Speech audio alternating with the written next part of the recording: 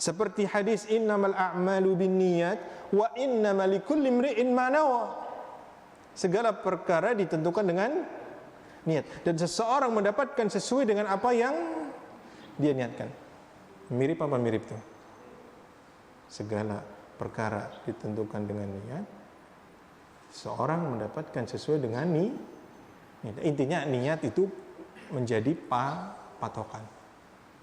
Tapi tahukah kita bahwa dua lafaz itu memiliki makna yang berbeda? Para ahli bahasa mengatakan, ya, al-aslu fil kalam at-ta'sis. Jadi hukum asal sebuah ucapan adalah membangun makna, tidak pengulangan.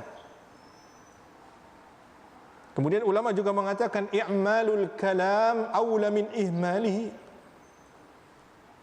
Mempergunakan sebuah ucapan lebih baik daripada menghilangkan maknanya. Maka makna innamal a'malu binniyat, penggalan pertama berhubungan dengan sah dan tidaknya niat. Jadi kalau Anda mengamalkan suatu amalan tidak meniatkan ibadah, tidak sah. Adapun wa innamal likulli imri'in ma nawa, itu berkaitan dengan pahalanya. Seseorang mendapatkan sesuai dengan apa yang dia niatkan. Contohnya bagaimana? Antum berkurban,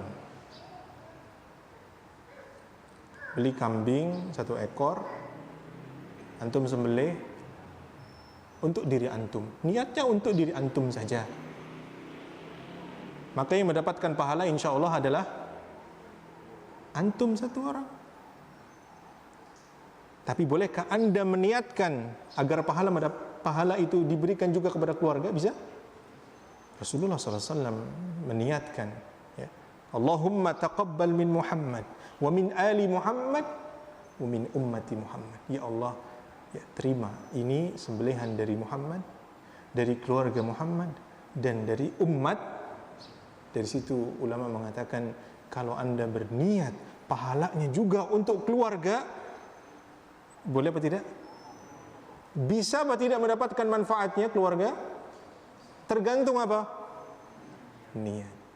Maka penggalan wa innamal likulli imri'in ma nawa itu berkaitan dengan niat, bukan sahnya.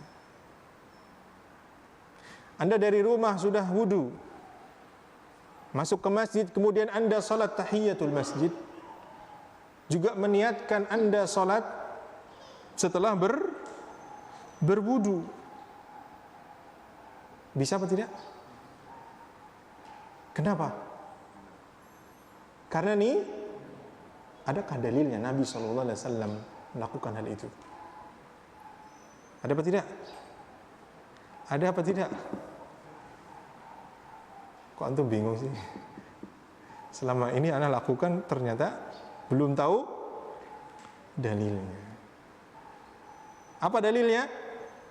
Wa innama likulli imri'in ma nawa. Seseorang mendapatkan sesuai yang dia niatkan. Karena kaifiyahnya sama, hukumnya sama, tidak ada perubahan, tidak ada maksud yang berbeda, maka dua-duanya bisa dijamak niatnya. Jelas ya? Itu penggalan wa innama likulli imri'in ma nawa. Bukan sah dan tidaknya amalan, tidak, tetapi pahalanya. Maka hadis Nabi SAW, la darara wa la dirar, pun demikian. La darara, yakni tidak boleh memberikan mudarat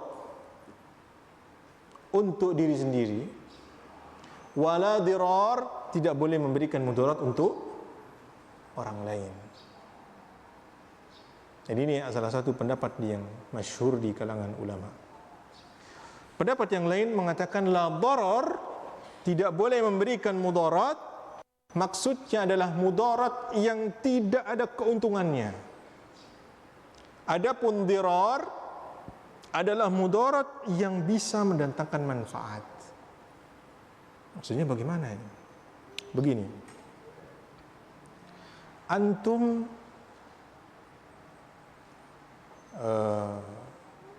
membuat rumah, lalu kemudian di lantai 2 Anda buat jendela, dan jendela itu mengarah ke tetangga antum yang di tengah rumahnya terbuka untuk jemuran atau apa, sehingga antum dari lantai 2 bisa melihat isi rumah tetangga antum. Antum adalah orang bertakwa, tidak untuk mengintip atau enggak ada. Tapi tetangga antum berisih, betul? Antum tidak ada manfaatnya, karena antum enggak ngambil manfaat. Itu namanya doror.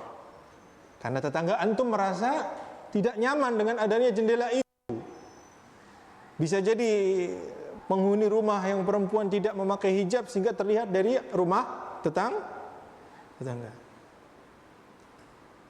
Bisa jadi antum mendapatkan manfaat meskipun itu dosa.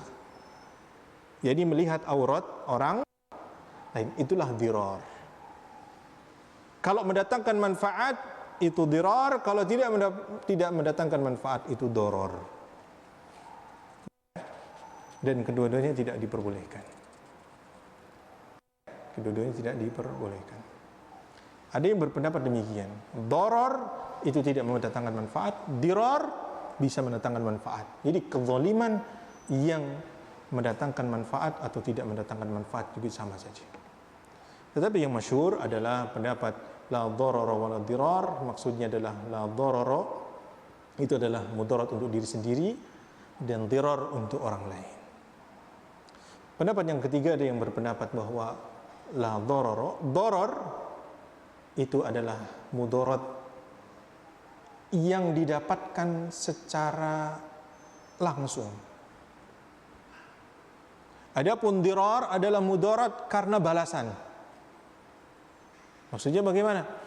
Antum naik motor di musim hujan, ya, banyak genangan di jalan karena banyak lubang, ya. Antum pakai motor santai pelan-pelan karena banyak genangan air, tiba-tiba ada orang naik motor dengan laju motor yang kencang sehingga antum basah bajunya. Mudarat apa tidak? Mudarat.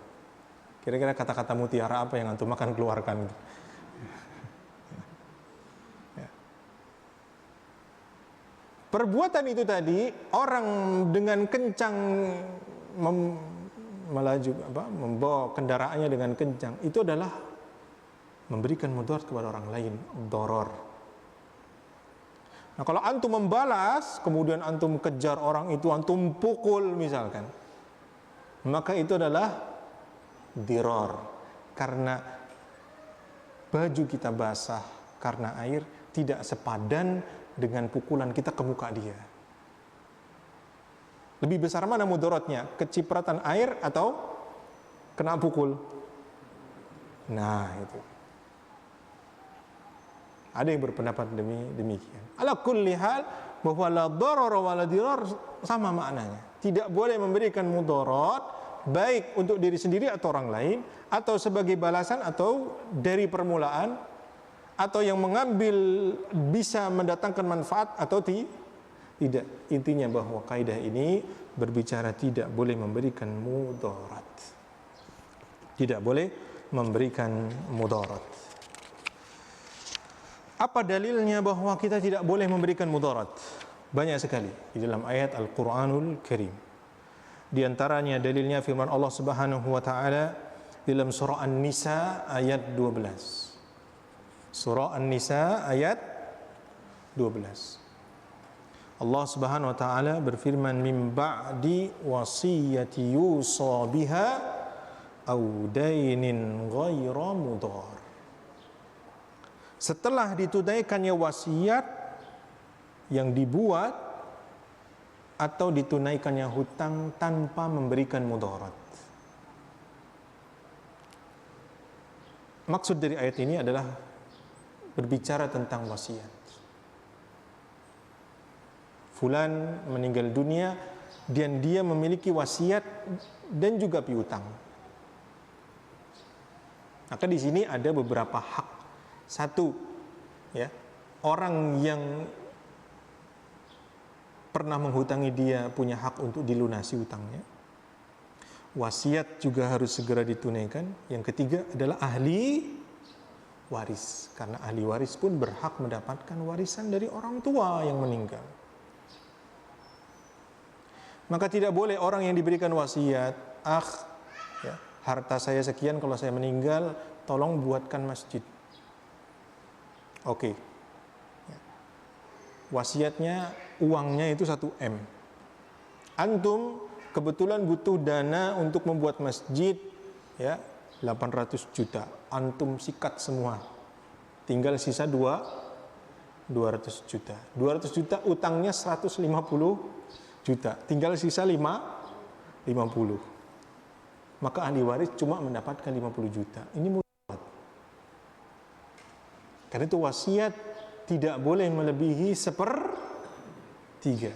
Hadis Bukhari Muslim dari Sa'ad bin Abi Waqqas radhiyallahu taala anhu, di mana Sa'ad bin Abi Waqqas memiliki harta yang banyak, lalu berniat ingin mewasiatkan hartanya.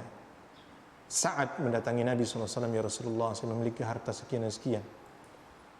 Bolehkah saya mensedekahkan hartaku seluruhnya? Maka kata Nabi SAW, jangan. Kalau begitu setengahnya Rasulullah, jangan.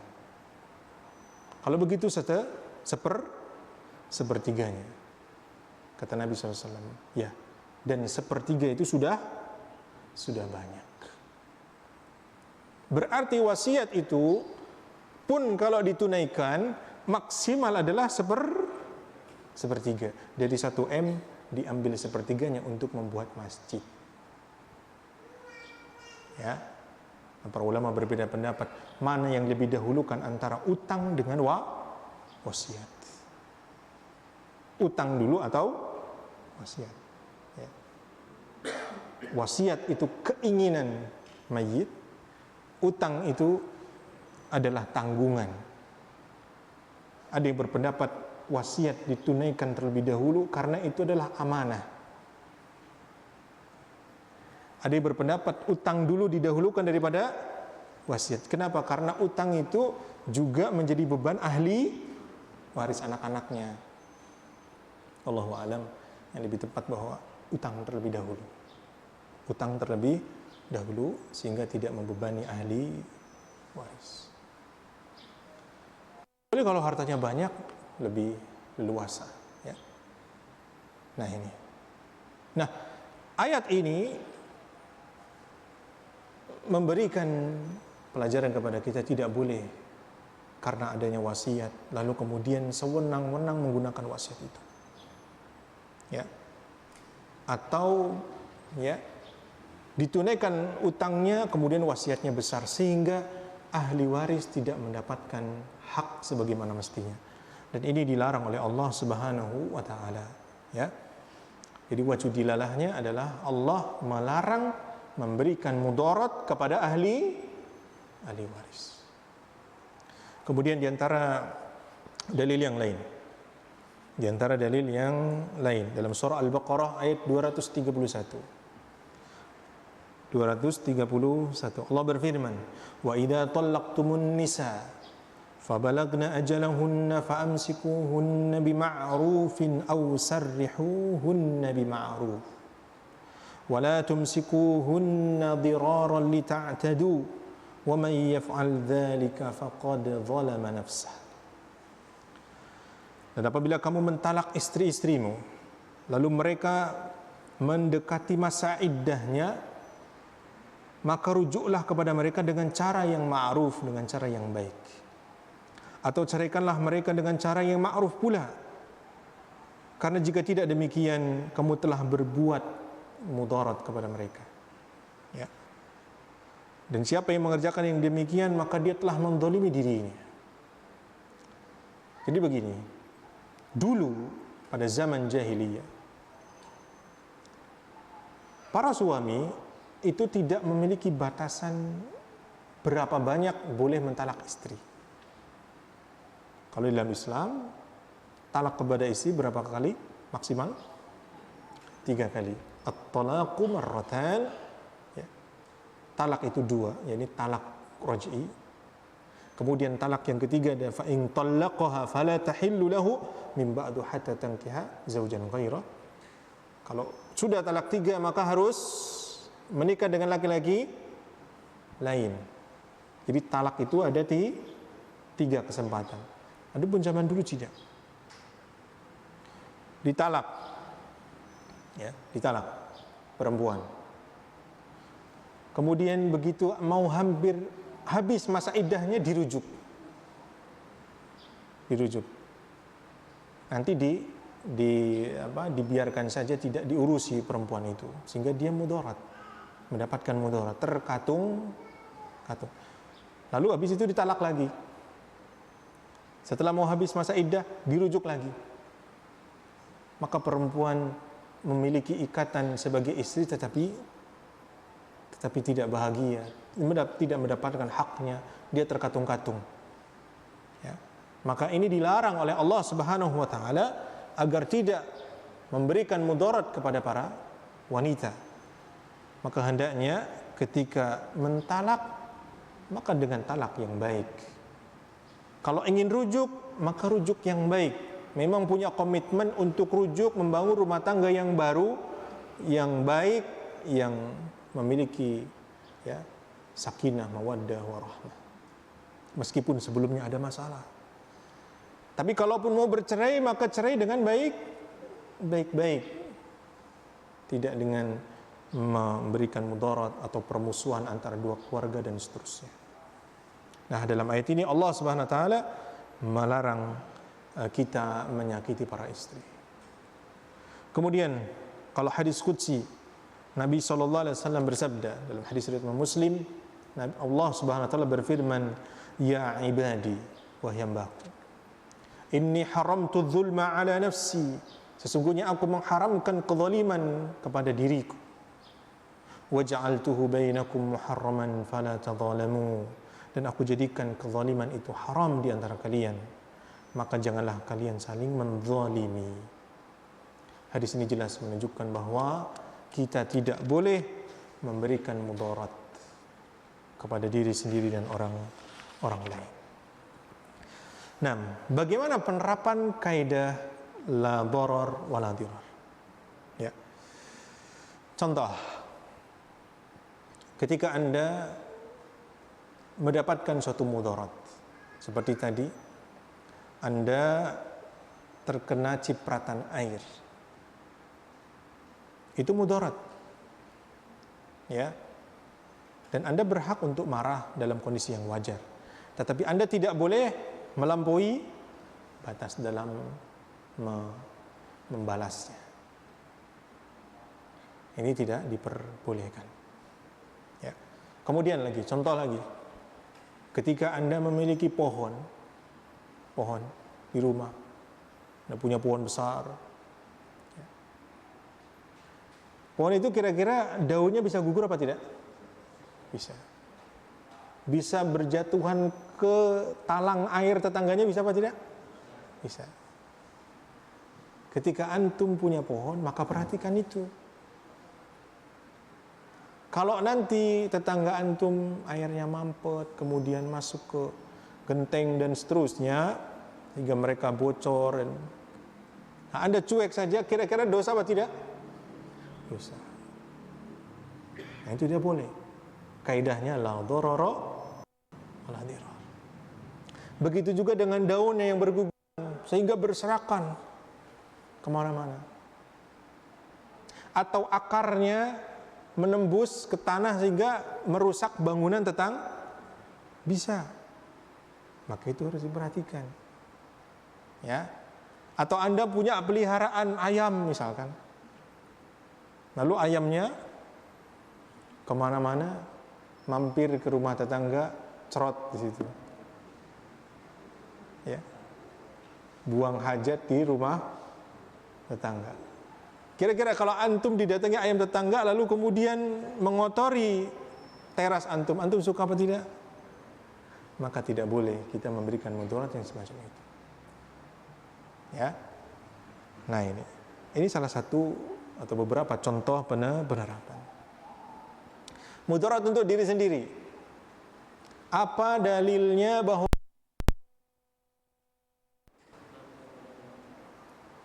dalilnya apa? Secara nas ada apa tidak di dalam Al-Quran, janganlah kalian merokok. Hadis Nabi SAW, janganlah kalian merokok. Terus dari mana kita mengharamkan rokok? Dari kaidah umum bahwa kita diperintahkan untuk menjaga tubuh kita.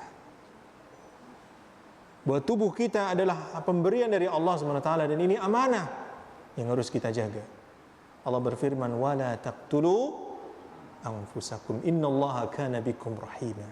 Janganlah kalian bunuh diri kalian sendiri, sesungguhnya Allah sangat sayang kepada kalian. Dan merokok adalah perbuatan yang menyakiti tubuh.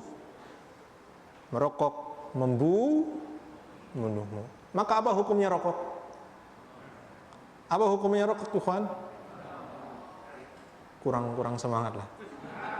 Apa hukumnya rokok? Haram sampai rumah loh ya. Jangan sampai rumah nanti habis makan pahit kalau enggak ini. Ini karena kebiasaan saja. Karena tinggalkan lillahi ta'ala. Tinggalkan. Fulan enggak ngerokok bisa, masa saya enggak bisa? Bisa. Dan Anda lahir itu tidak ngerokok. Anda kecil tidak ngerokok, bisa. Kenapa sekarang pahit kalau nggak ngerokok? Tinggalkan. Asam. Tinggalkan. Apa manfaat rokok? Coba. Satu saja. Tidak ada. Tidak ada. Ya. Sudah merusak tubuh, mubazir, membuang-buang uang. Belum lagi Anda memberikan mudarat kepada orang lain. Dengan apa? Asapnya perokok pasif, dan itu bahaya. Nah ini, maka hendaknya diperhatikan. Bahkan ada orang yang meninggal dunia, dia tidak merokok sama sekali, teman-temannya seluruhnya merokok, dan meninggal dunia karena sakit paru-paru, dan diagnosa dokter memang dia terkena asap perokok pasif. Terus siapa pelakunya kalau kayak gitu? Ya. Maka diharamkannya rokok dengan kaidah-kaidah umum, dengan ayat-ayat yang menyuruh kita untuk tidak menyakiti diri kita. Karena itu para ulama membahas tentang hukum khitan untuk laki-laki. Apa hukumnya? Khitan untuk laki-laki, ikhwan? Wajib. Di antara dalilnya apa? Ini unik cara berdalilnya para ulama. Karena menyakiti tubuh itu enggak boleh, maka tidak bisa menerjang kaidah umum ini kecuali sesuatu yang wajib. Menyakiti tubuh halal apa haram? Haram. Ketika diperintahkan khitan. Kalau khitan itu hukumnya sunnah. Ketika sunnah berbenturan dengan yang haram, mana yang didahulukan? Mana yang didahulukan?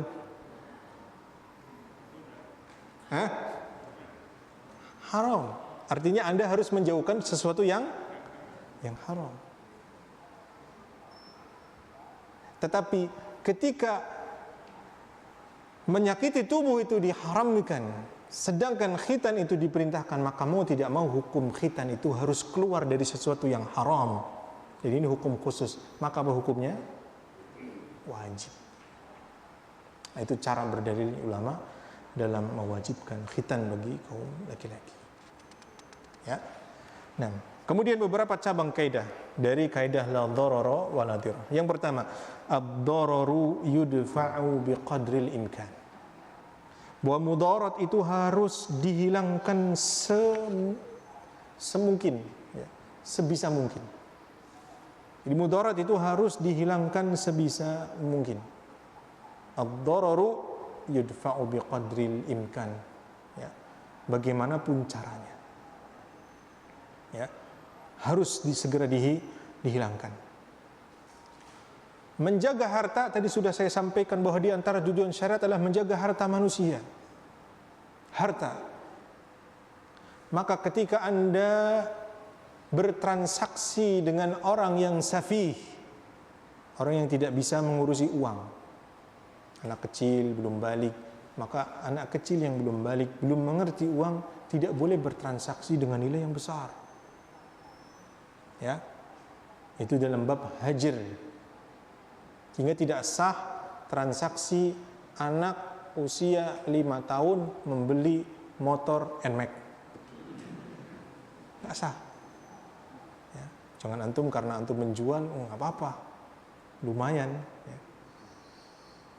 Enggak, karena itu adalah perbuatan safih, dan safih itu belum sempurna akal.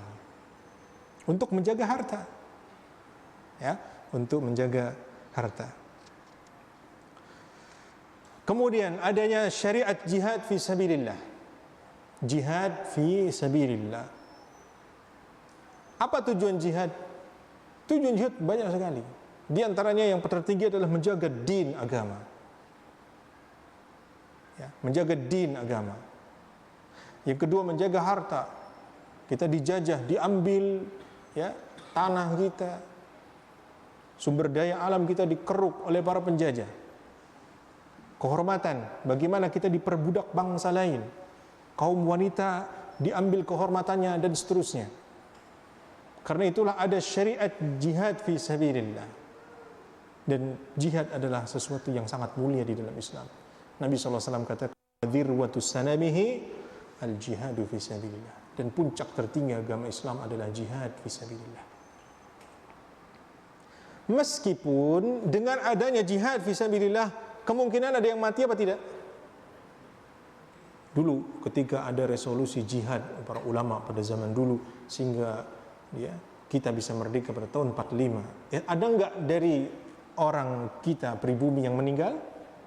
Tetapi kematian itu jika dibandingkan dengan kehidupan yang lebih luas, jauh lebih banyak yang hidup daripada yang mati.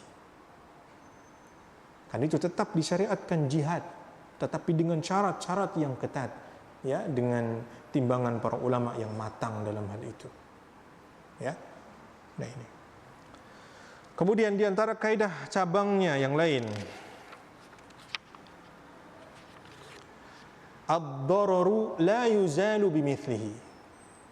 Suatu mudarat tidak boleh dihilangkan dengan mudarat yang semisal. Artinya, suatu mudarat itu tidak boleh dihilangkan, tetapi menimbulkan mudarat yang sama. Apalagi mudarat yang lebih besar. Ingin menghilangkan satu mudarat, menimbulkan mudarat yang lebih besar lagi atau lebih banyak. Ini tidak diperbolehkan. Ya, ini. Maka tidak boleh kalau ada penegakan qisas. Ada seorang membunuh orang lain. Lalu kemudian dari kampung orang yang dibunuh itu menyerang kampung yang lain, sehingga yang terbunuh bukan satu, tapi banyak. Ini diharamkan dalam Islam. Karena jiwa harus dibalas dengan jiwa, tetapi harus dengan keadilan. Yang menegakkan adalah waliul amr. Ya, yang menegakkan adalah waliul amr.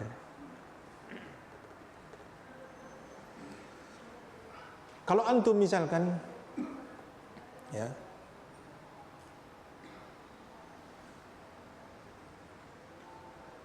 motornya ditabrak, lalu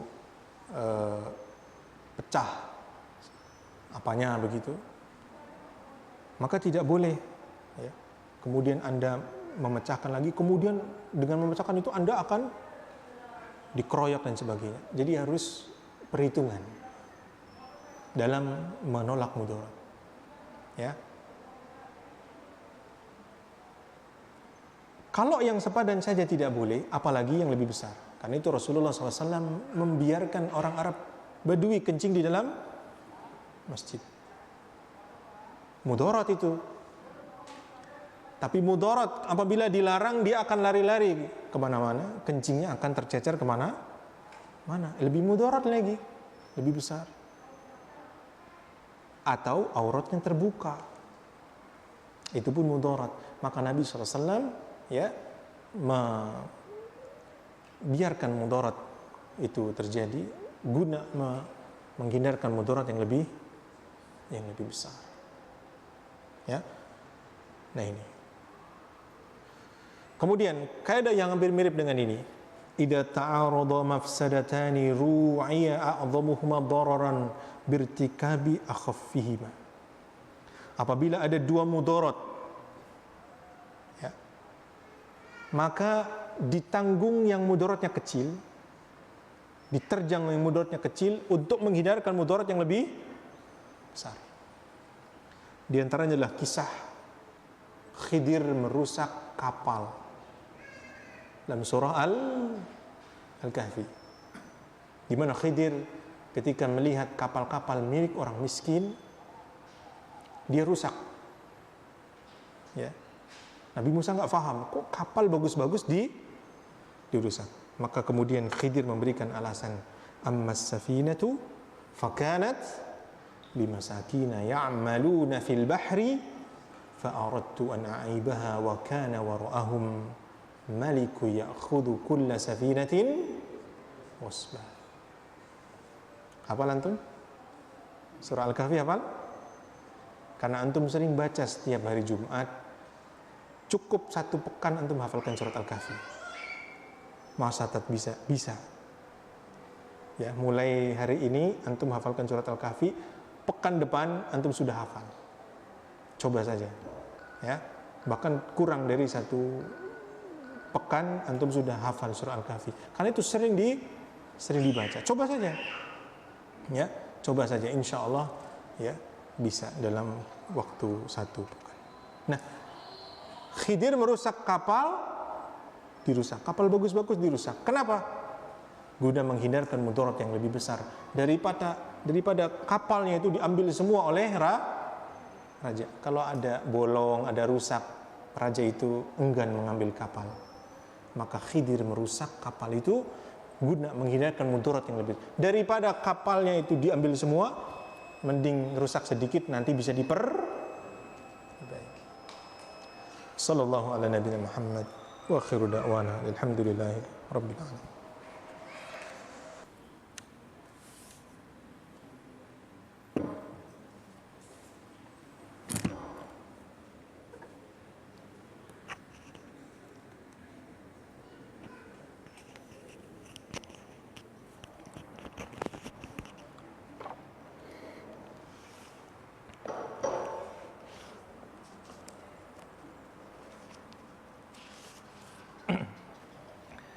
Bismillahirrahmanirrahim. Alhamdulillah wassalatu wassalamu ala Rasulillah wa ala alihi washabbihi ajmain.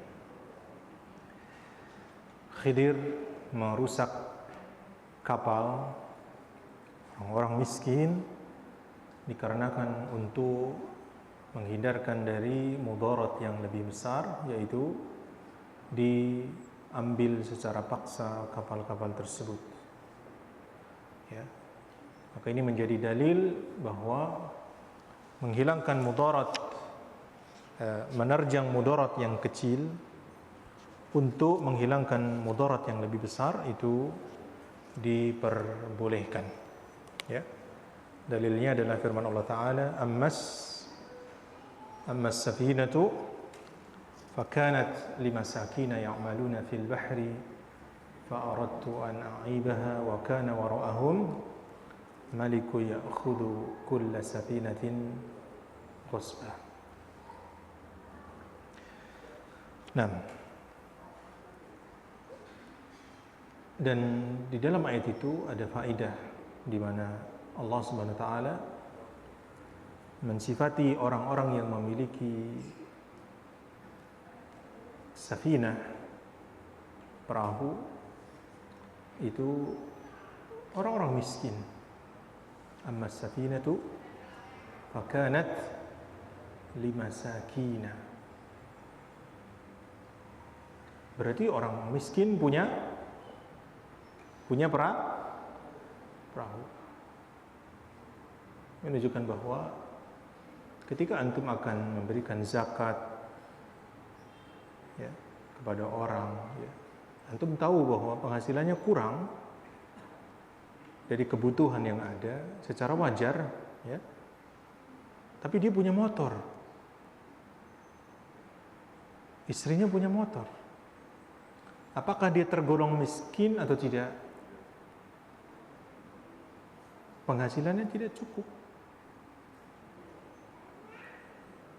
Miskin apa tidak? Jadi kebutuhan pokoknya dia tidak terpenuhi dengan penghasilan yang dia dapatkan. Dalilnya ini, bahwa orang-orang miskin memungkinkan punya kendaraan, di mana orang-orang miskin di dalam ayat ini memiliki perahu. Orang miskin punya perahu. Orang miskin punya motor. Orang miskin punya mobil. Muskilah ya, kebutuhannya besar mobil itu. Tapi mungkin, ya, mungkin. Bukan gaya hidup loh ya. Jadi memang mobil itu dipakai untuk usaha dan seterusnya, tapi dia nggak cukup. Bisa jadi, bisa jadi dia kondisinya miskin, ya. Tapi seharusnya dia bisa jual mobilnya dulu, biar pantas lah dikatakan miskin. Ya. Nah.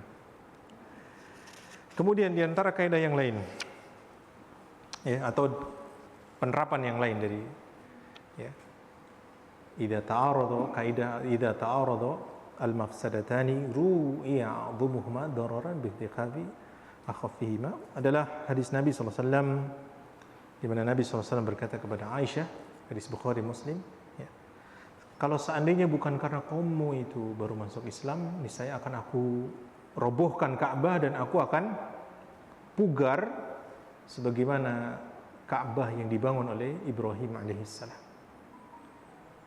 Jadi Ka'bah yang kita lihat itu kan kotak sekarang. Pintunya ada berapa? Mudah-mudahan yang belum pernah melihat Ka'bah segera melihat Ka'bah.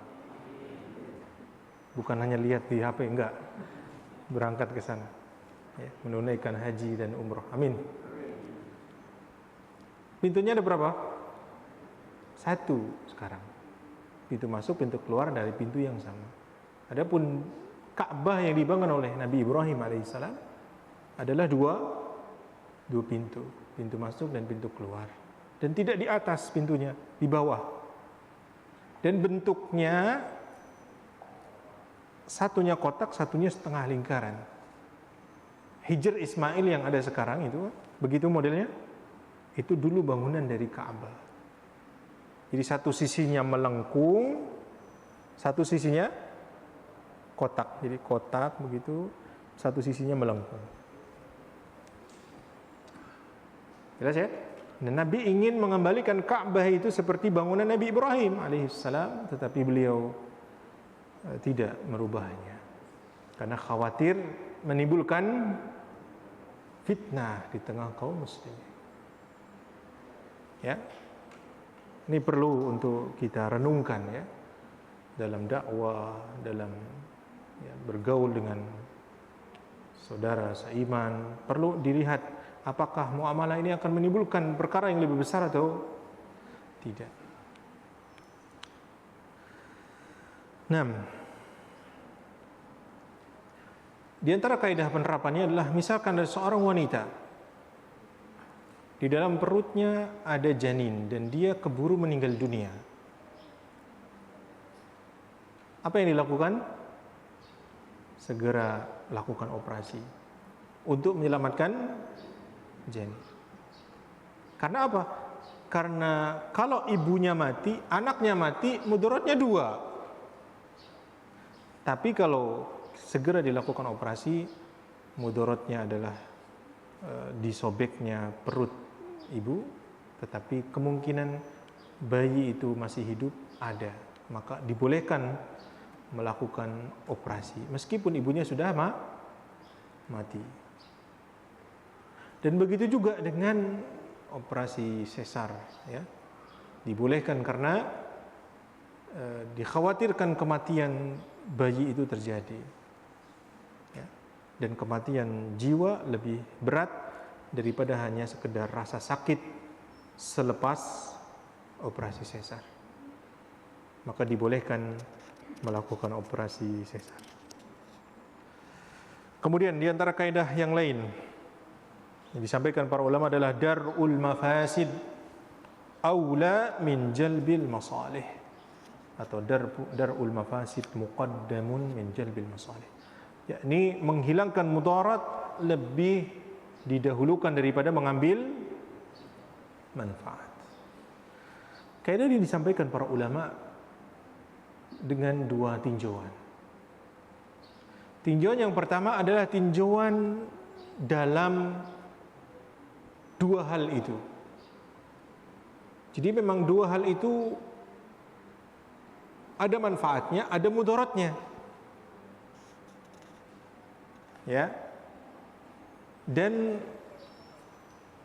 sulit menentukan mana yang manfaat, mana mudarat. Maka ketika kondisinya hampir sama, maka Anda lebih baik menjauhkan mudarat daripada mengambil manfaat. Atau tinjauan yang kedua adalah setiap orang terkadang memandang sesuatu itu, ini manfaatnya begini, tapi mudaratnya begini. Maka Anda secara person lebih baik menghindarkan mudarat daripada mengambil manfaat. Kecuali ketika Anda sudah yakin bahwa manfaatnya jauh lebih besar, lakukan. Ya, nah ini. Contoh gampangnya antum lah naik motor, ya, mau nyalip. Ya. Ini ada truk pusok nih, gede, gandeng lagi. Ya. Antum mau nyalip. Kira-kira antum mau nyalip langsung nyalip atau lihat-lihat dulu? Lihat-lihat dulu kanan ya. Ada mobil, kira-kira nyampe enggak nih? Dengan kecepatan sekian saya cepatkan, kira-kira nyampe apa tidak? Kan perhitungan begitu ya. Kalau antum ragu, kira-kira antum gas apa mundur? Ngalah. Nah itu. Itu sesuai dengan kaidah dar'ul mafasid muqaddamun min jalbil masalih. Manfaatnya Anda mendahului mobil, truk tronton tadi. Tapi ada mudaratnya tidak?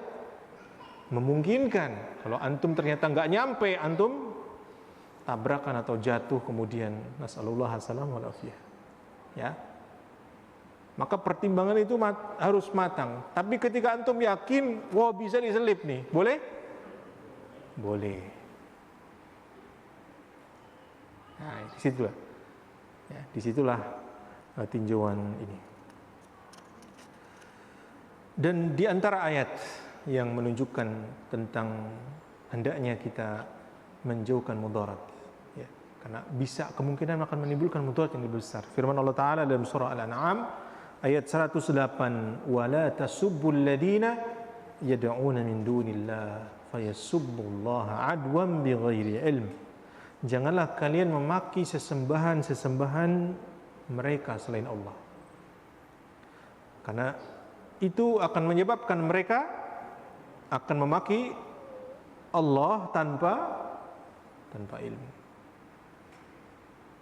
Antum menjelek-jelekkan sesembahan-sesembahan selain Allah. Ya. Antum nyinyir terhadap peribadahan pemeluk agama lain. Sebetulnya memang demikian. Karena seluruh peribadahan kepada selain Allah itu batil. Ya.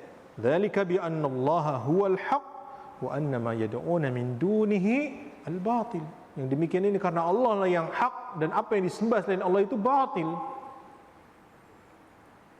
Tetapi kalau antum membuka itu misalkan di media sosial, nanti akan ada ya, caci maki terhadap ajaran Islam atau caci maki terhadap Allah atau kepada Rasulullah atau dakwah Islam dan seterusnya. Maka manfaat itu ada, tetapi mudaratnya akan bisa besar. Maka lebih baik menghindarkan mudarat. Ya. Nah, karena itulah Allah mengharamkan jual beli khamr. Allah mengharamkan babi. Allah mengharamkan judi, meskipun bisa jadi itu mendatangkan manfaat. Dengan adanya khamr ada untung, Dengan adanya judi, rame parkiran, ya kan? Usaha orang bikin warung rame. Ada penghasilan, menghidupkan roda ekonomi masyarakat situ, tapi mudaratnya lebih, maka dijauhkan mudarat itu. Ya. Nah. Dan yang lainnya, seperti membuat jendela yang terbuka kepada tetangga, padahal itu manfaat buat Anda, tetapi mudarat kepada orang lain, ya, bahkan bisa jadi itu dosa, maka Anda menjauhkan mudarat didahulukan daripada mengambil manfaat. Ya. Seperti juga misalkan menggusur lapak-lapak di pinggir jalan yang liar, ya, di situ, tetapi itu lebih tepat dalam penerapan mendahulukan mafsadat umum daripada mafsadat yang khusus. Wallahu a'lam bishawab. Ini yang saya sampaikan dari berbagai macam kaidah cabang dari kaidah besar ad-dararu yuzal atau la darara wa la dirar. Yang pertama adalah ad-dararu yudfa'u biqadri al-imkan, sesuatu yang membahayakan harus segera dihilangkan. Yang kedua adalah ad-dararu la yuzalu bimithlihi, mudarat itu tidak dihilangkan dengan yang setara, apalagi yang lebih besar, menimbulkan yang mudarat yang lebih besar. Kemudian yang setelahnya, idza ta'arada mafsadatani ru'iya 'udhumuha dararan birtikabi akhaffihima, ya. Dan yang terakhir tadi, dar'ul mafasid muqaddamun min jalbi al-masalih. Karena itulah ikhwan, terkadang para ulama dalam beberapa masalah terlihat dalam satu waktu berfatwa demikian, dalam satu waktu berfatwa demikian, karena pertimbangan manfaat dan mudarat, ya, dan tidak semua hal yang berkaitan dengan itu masuk dalam ranah akidah, bahkan ini masuk dalam ranah fiqhiyah, dalam ranah fiqhiyah, ya. Seperti Utsman bin Affan radhiyallahu anhu mengimami salat di Mina dengan menyempurnakan rakaat 4 rakaat, padahal yang dilakukan Nabi SAW, beliau musafir, hanya qasar 2 rakaat, ya. Bukan berarti Utsman bin Affan ini menyelisihi Rasulullah SAW.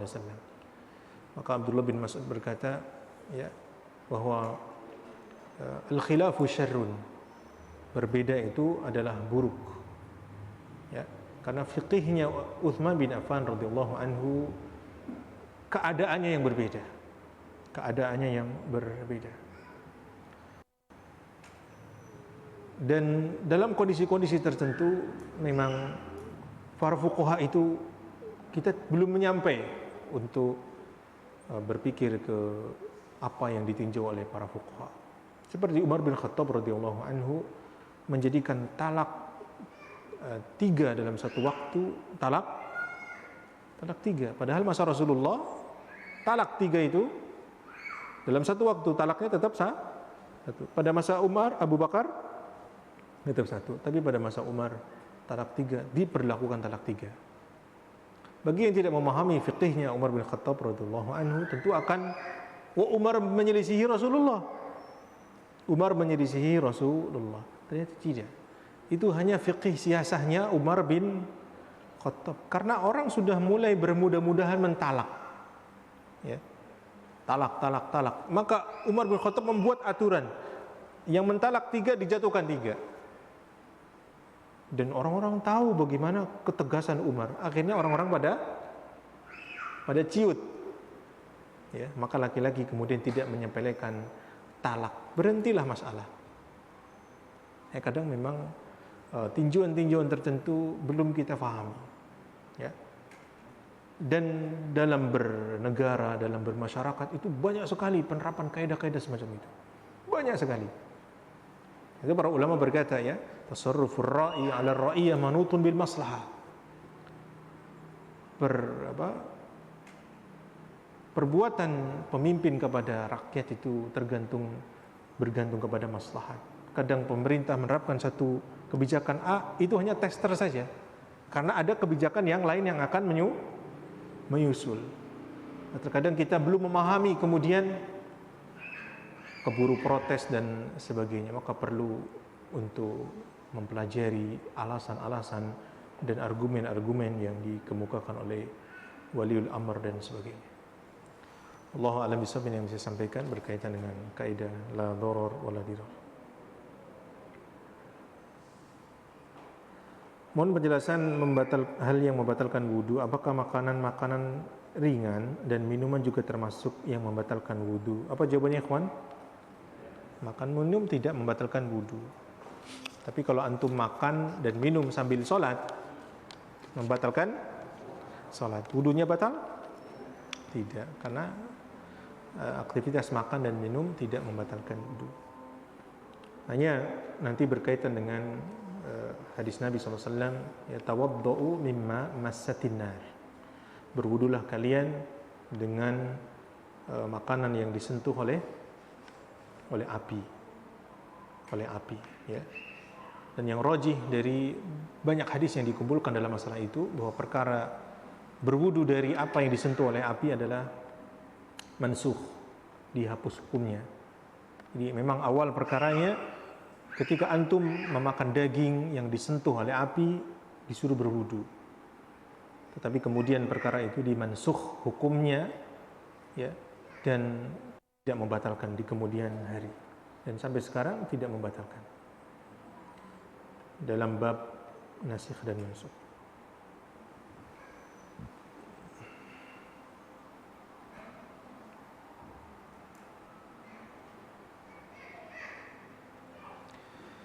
Apakah suami yang tidak menjalankan perintah Allah, salat, sikap tidak salat, sikap yang semaunya, tidak bisa menjadi panutan pada anak di keluarga? Mohon nasihat, bagaimana menghadapi suami seperti ini? Apa tetap melayani dan tetap melakukan kewajiban istri? Kadang suami egois, masalah keuangan untuk keluarga. Nah, semua masalah dalam rumah tangga perlu didudukkan masalahnya, ya, didengarkan dari dua belah pihak. Apa alasan suami, apa alasan istri ketika ada masalah. Jadi itu adalah sikap yang paling adil, ya. Apa masalahnya sebetulnya, dan keduanya hendaknya terbuka.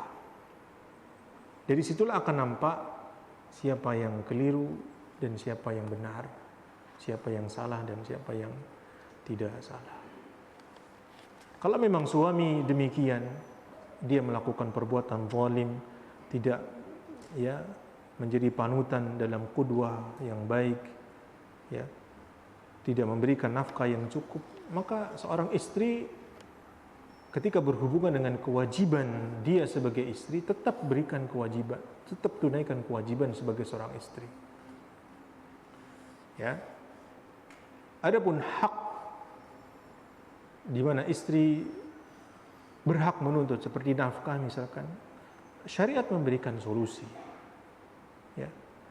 Hindun bin Utbah mendatangi Nabi SAW, ya Rasulullah, inna Aba Sufyan rajulun syahih. Sesungguhnya Abu Sufyan itu laki-laki yang pelit, ya. Dia tidak memberikan nafkah kepadaku dan anak-anakku secara yang mencukupi. Apakah aku boleh mengambil hartanya? Maka kata Nabi SAW, ambil hartanya, ya, tapi dengan yang ma'ruf. Itu salah satu solusi. Seorang istri boleh mengambil uang suaminya. Kalau memang tidak cukup nafkah yang diberikan, ambil uang dari bajunya, dari dompetnya, ambil ATM-nya sebentar. Nggak tahu pinnya, cari tahu, ya. Dan saya rasa perempuan lebih lihai dalam masalah semacam itu, ya, mencari tahu. Kalau tidak bisa, cari solusi. Mungkin nasihat dari orang lain, ya. Kalau memang betul-betul ada yang zalim dalam keluarga itu. Sebagai nasihat ikhwan, ya, antum adalah kepala rumah tangga. Antum adalah nahkoda. Kalau ada hal yang tidak baik, antum dapati dari istri, atau ada hal yang mungkin antum kurang suka dari perbuatan istri, antum jangan lalaikan haknya dia. Antum punya kewajiban memberikan nafkah, antum punya kewajiban mendidik. Jangan hanya karena satu masalah kemudian hilang semua kewajiban antum. Antum punya tanggung jawab di hadapan Allah Subhanahu wa taala. Hisab kita itu masing-masing. Istri akan dihisab, antum juga akan dihisab. Jangan kemudian karena istri saya begini, saya akan begini. Jangan. Kalau istri antum zalim, antum balas dengan kezaliman, berat hisabnya antum. Antum tunaikan saja kewajiban sebagai seorang suami, tetap biasa. Adapun kalau memang istri itu zalim, di hadapan Allah Subhanahu wa taala, Allah Maha tahu. Kalau antum dinilai mertua sebagai laki-laki yang tidak becus, antum dinilai mertua karena terkadang dalam konflik melibatkan mertua, melibatkan orang lain, ya kan? Sudah serahkan kepada Allah Subhanahu wa taala. Allah yang Maha tahu. Yang benar siapa, yang salah siapa, Allah tahu tidak? Tetapi antum punya kewajiban sebagai seorang kepala rumah tangga, antum didik anak, antum berikan nafkah, udah. Jelas ya? Jangan zalim, berat. Nabi SAW memberikan wasiat kepada kaum laki-laki, rifqan bil qawarir. Lembutlah kepada guci periuk itu. Nabi ibaratkan wanita itu seperti itu. Karena apa? Mudah pecah. Ini gelas kalau sudah pecah, mau dibenarkan lagi dengan lem, dengan kembali lagi mulus apa tidak? Demikianlah hati wanita, ikhwan. Ya. Dan kezaliman yang kita berikan kepada istri, kepada anak, ada hisabnya. Ada hisabnya. Maukah anak-anak kita yang perempuan juga akan didolimi suaminya nanti? Kita nggak mau. Jadi harap sebagai seorang suami pun kita memiliki pakem ya, dalam melakukan sesuatu. Yang kita inginkan dalam rumah tangga adalah ridho Allah Subhanahu wa taala. Ya, ridho Allah Subhanahu wa taala. Ketika kita mendapatkan aib, kekurangan dalam istri kita, pasti ada kelebihan yang lain, pasti. Antum jangan menutup mata dari kelebihan istri antum. Pasti ada kelebihan. Coba cari. Gak mungkin orang itu kurang semuanya, terus antum mau bertahan 10 tahun rumah tangga. Berarti antum nekat ya.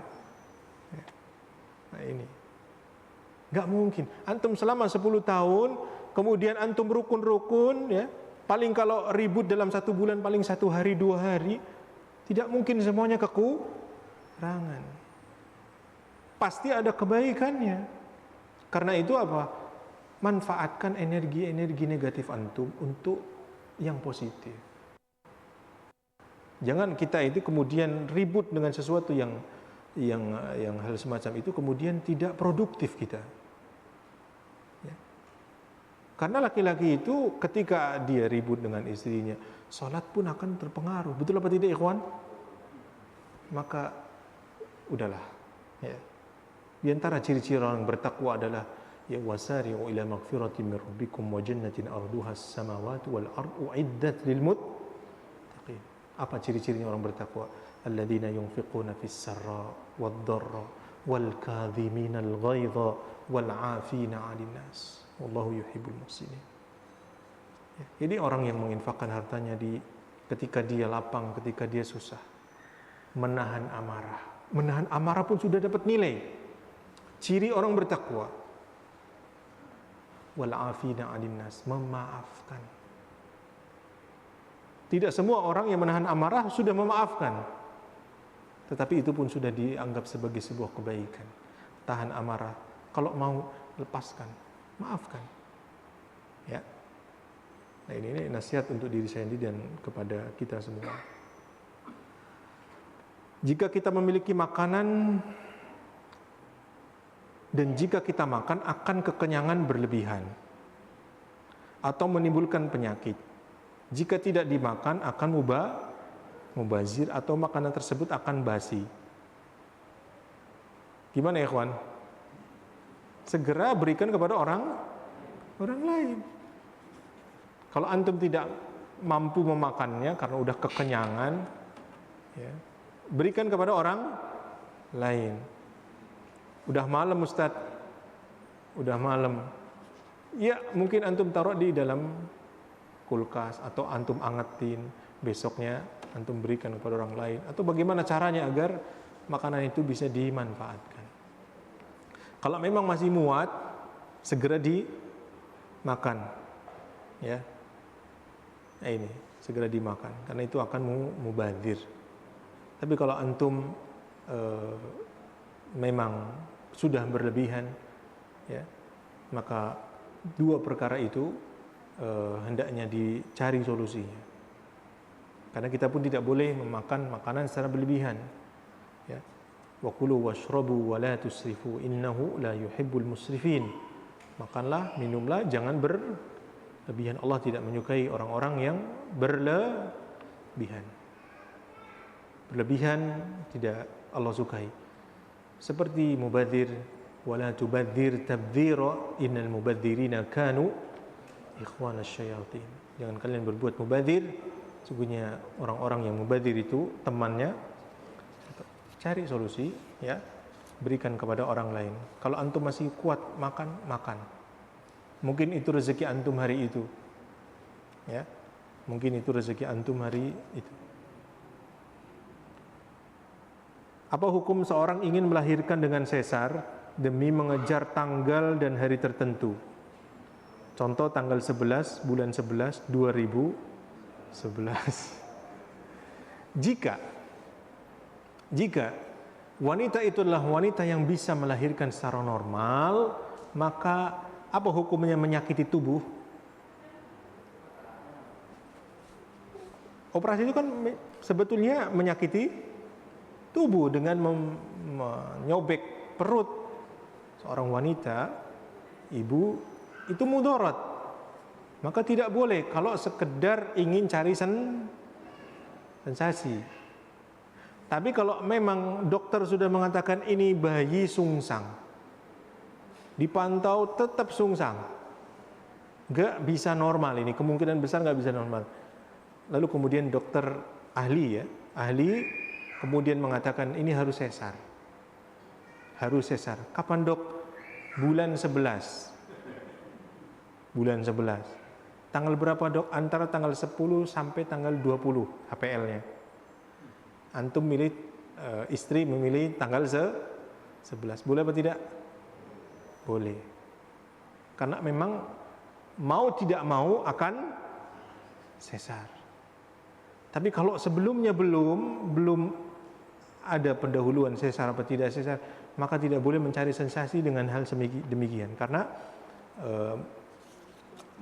ini termasuk memberikan mudarat kepada diri sendiri. Dan Nabi katakan la darara wala dir. Bagaimana cara menagih hutang sedangkan yang berhutang suka ngeles dan terlihat jelas orang yang berhutang bisa beli mobil dengan angsuran yang besar dan dia seorang pegawai negeri. Syukron, ada orangnya di sini. Hutang itu nggak enak ya kawan. Di dunia tidak nyaman kalau dia orang beriman. Di akhirat pun masih ada konsekuensinya. Sampai-sampai Nabi katakan orang yang meninggal mati syahid diampuni seluruh dosanya kecuali utang. Di perkara utang perkara besar sekali di hadapan Allah Subhanahu wa taala. Hendaknya kita tidak boleh meremehkan utang. Dan Nabi katakan matlul ghaniyyi zulmun. Menunda-nundanya orang yang kaya bisa melunasi utang adalah kezaliman. Terus bagaimana? Selama dia melakukan kezaliman, dia berdosa. Ya. Punya utang, kemudian bisa beli ini, beli itu. Sengaja dia melakukan, ya, penangguhan terus, ngeles terus, dosa dia. Berdosa. Selama itu dia berdosa. Ya. Nah ini, kalau mati dalam kondisi belum membayar hutang, yang dihutangi belum ridho, akan dibawa sampai hari hisab. Dan perkaranya berat masalah utang. Tidak boleh diremehkan perkara utang. Tetapi kalau dia memang tidak mampu, tidak bisa membayar utang karena memang ketidakmampuan, ya, maka hendaknya orang yang memberi piutang memberikan penangguhan. Dan itu adalah kebaikan dirinya, dan itu termasuk hal yang dituntut, yang ditekankan dalam syariat. Mendapatkan doa dari Nabi SAW, rahimallahu mra'an, semoga Allah merahmati seseorang, samhan idza ba'a, samhan idza ishtara, samhan idza iqtada. Semoga Allah merahmati orang yang mudah ketika dia menjual, mudah ketika membeli, mudah ketika memberi piutang. Didoakan oleh Nabi sallallahu alaihi wa ala alihi wasallam, ya. Nah, mungkin ini yang bisa sampaikan, kurang lebihnya mohon maaf. Yang benar datang dari Allah Subhanahu wa taala, yang salah datang dari saya dan dari syaitan. Kita tutup dengan doa kafaratul majlis. Subhanaka bihamdika asyhadu an la ilaha illa anta astaghfiruka wa atubu ilaik. Wassalamualaikum warahmatullahi wabarakatuh.